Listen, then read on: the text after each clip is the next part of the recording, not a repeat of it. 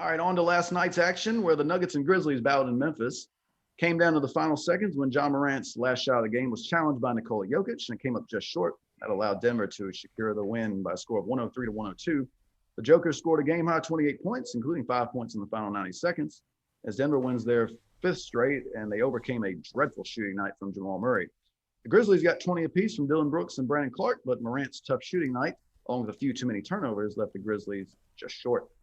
All right, Drink, I thought it was a pretty exciting ball game. What did you think of the ending?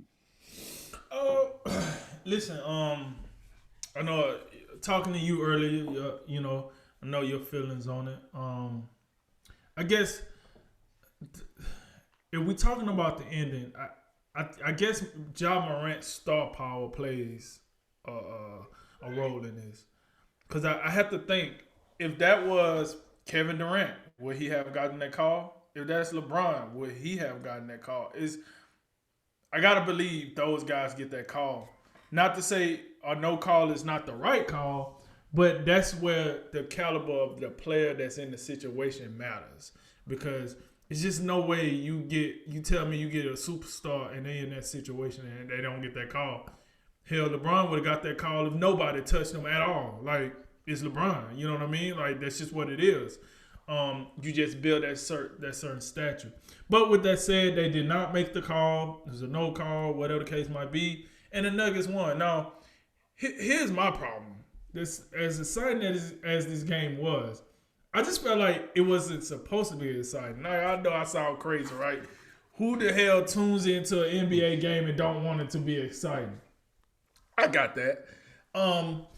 But this was the Nuggets versus the Grizzlies. We got to keep this in context. The Grizzlies is missing their second best player on this team. And they've been missing him for quite a while.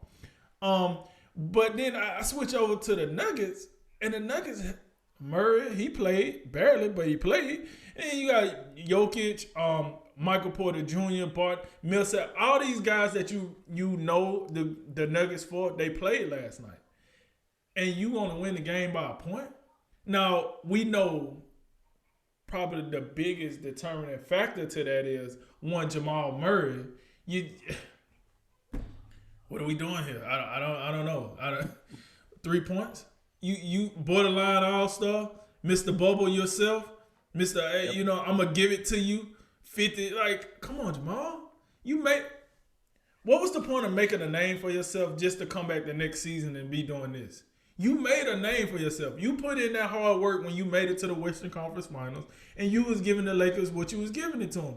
You and Jokic both. Hell, whatever Jokic got from that series, he went to the offseason and drunk 3 more cups of it, and he came back and he ready to ball. He is ready to ball. I don't know what he did in the offseason, but he ready to play. I can't say the same thing about Murray. I'm telling you right now, the Nuggets ain't going to make it that far with this type of performance. You will not beat the Clippers, Lakers, Jazz, and the Suns. You're not beating none of those teams in the Western Conference Finals with Jamal Murray showing up like this. This is not it. As much as I like Jokic, he can only do so much. All you got to do is give him a double team down in the paint and make everybody else beat you. And if the rest of the team coming like this, and I know I'm being a little hard on Michael Porter Jr. and Will Barton. You know what I'm saying?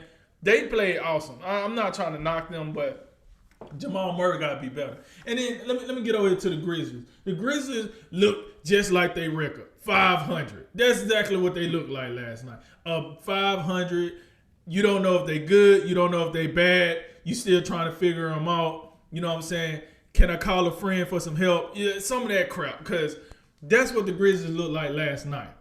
And I myself, I wasn't overly impressed with their shooting. I thought they was more based on like driving the ball. I see Brooks did good.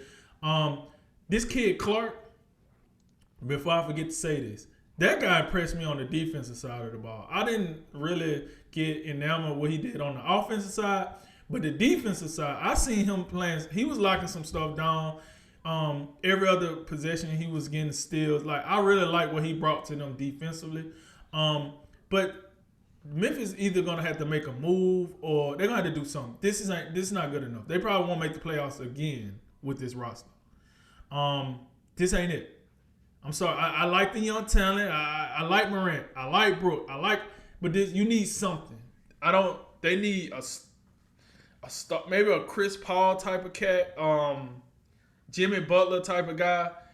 Like they're just so young, you can't take them seriously. And if Ja Morant is your best player, Jaren Jackson is your second best player, and he ain't played since the Frozen Chosen, like you need some type of leader in there to kind of band them together. Or this is just what we're gonna see out the Grizzlies. But as far as the game went last night, yes, it was exciting. Good win for the Nuggets. I expected more. I thought the Nuggets were gonna come out here and dust them off right quick because they should have, because they're just the better team. They're the team that had proven the most. But it was, I guess it was a reason why it was a nationally televised game, because they seen some good stuff coming. Cool. I just wasn't. I don't know. I wasn't overly excited with the Nuggets, and I wasn't overly excited with the Grizzlies, even though the Grizzlies looked more like they were supposed to. So, hey, Nuggets, y'all got to get it together. We're after the All-Star break, so all that we still trying to figure it out crap, that's out the window. Now it's fine-tuning for the playoffs. That's where we at now. And if you ain't doing that right now, don't worry about it. You'll be out of here in the first round, second round, whatever, if you ain't fine-tuning for the playoffs right now. You still trying to figure out, we need to know the dynamics of our team. You out of here. Bounce. First round, second round, you out of here, because you should know that by now. But we'll see. But, shouts out to NBA TV and TNT, whichever, good game. Holla at your boy. You got to do better, Nuggets. Well, you got to do better, Jamal Murray. I'm sorry. Jamal Murray need to do better. Yeah, I thought the the broadcast on NBA TV featured the local Memphis broadcast. When the final play happened, there was some controversy of where the referee raised his hand right when the contact between Jokic and Morant occurred. They thought that was the foul call, and then they ended up waiting until Dylan Brooks fouled Jokic on the rebound or whatever happened. I can see why they were a little upset. But I thought, given, and it goes back to what I said previously about the consistency, I thought it was a pretty consistent let them play type of game. I mean, I'm looking at, I think there was 19 foul shots on the game. So there wasn't a whole lot of free throw shooting. It was, they let these guys play. It was a pretty clean game. And I thought on the last play, Ja Morant aggressive to the rim. He's taking it on the left side of the rim. I thought Jokic went straight up. He did bring his, as Morant was on the way down, he did bring his right arm down, but that had no impact on the play. Didn't make contact. I thought it was a good no. I thought it was a no call. I would have let it go. And as well as I do, I think one of the last things a referee wants to do in that moment is be the guy that decides the game. Right. So I got no problem with the no call. It was a contested play at the rim. It was a tough shot. I think on this, Ja Morant to me he didn't blow me away last night. I expected a little bit more. He's capable of more. 16 points on 5 for 16. That is not good enough. That's not good enough for the best player on the team looking to make the playoffs. But I think if Ja Morant had been in any sort of rhythm last night, I didn't think he was as aggressive as I'd like to see. There was a couple times in the fourth quarter where he turned it on late and got a couple good runs at the rim. But due to his, for his standard mediocre performance, I thought it was a fitting ending. If he's coming out there and aggressive from the jump and getting downhill to the rim, showing off that great above the rim athleticism, I think that's a shot he makes. I think he makes that. But it wasn't to be. And Denver, as much as, I think it's fair to expect a little bit more of them, expect them to be a little bit more dominant. Denver they're in a good spot right now. They've won 5 in a row. And they're in 5th place in the West. And we've seen for a while now, there have been 4 teams, because you got to throw Phoenix in there, with the Lakers, Clippers, and Jazz.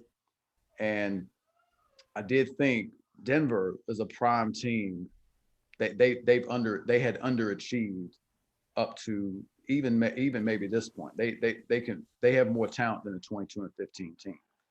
and they're starting to put things together. They're starting to finish a little bit forward. Jokic down the stretch hit a big three, and it hit a lefty hook, which I thought was really impressive. So he was outstanding. He's playing at an MVP level, 28 and 15 and 7, including, and don't forget, and I said this before we started today, I think he's an improved defender. You know, when you make that, when you go straight up and you defend the rim like he did to end the game, I mean, these are signs of a complete player. And when you talk about who's the best center in the league, I'm well aware Joel Embiid is playing great, but that type of elevation in Jokic defensively, because I think he's getting quite a lot of steals this season as well. He's playing fantastic. And before you could make the argument that it was only at the offensive end. He's having an impact defensively now, and I think that's very important. And if Denver continues to surge like this, he absolutely will be a serious contender for MVP because he's playing fantastic. Jamal Murray, of course, he was awful last night, was not a factor at all. But it's not quite an accurate depiction of how he's been. He is averaging 21, 22 a game.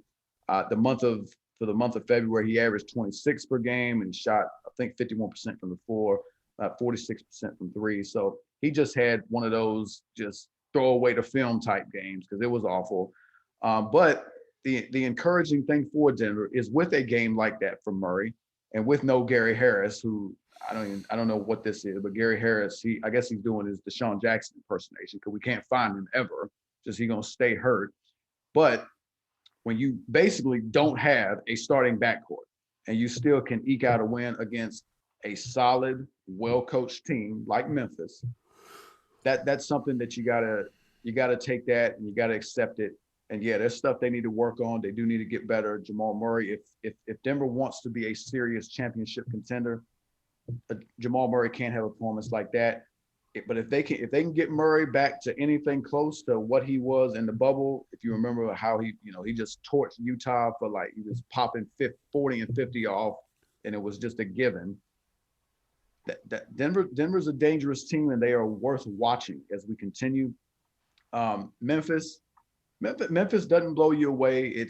I was impressed that they stayed in it the entire way. I thought in the third quarter, Denver stretched it out. I think they went up by maybe 11 or 12.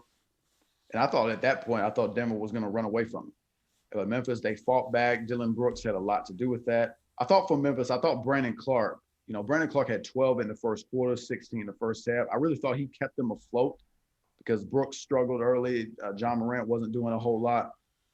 Brandon Clark kept them afloat in the first half, and Dillon Brooks helped them stay in it in the second half. He had a big fourth quarter.